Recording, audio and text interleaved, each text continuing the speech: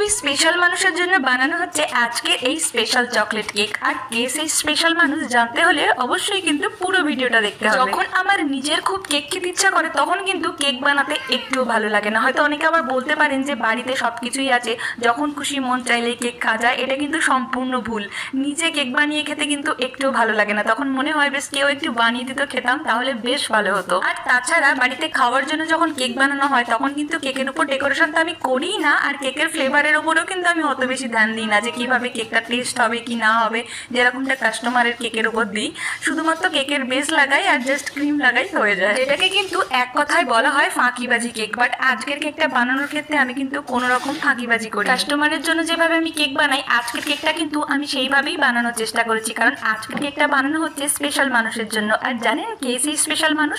সেই স্পেশাল মানুষটা হচ্ছে আমি নিজেই, কারণ আজ আমার ভীষণ কেক খেতে ইচ্ছা করেছিল।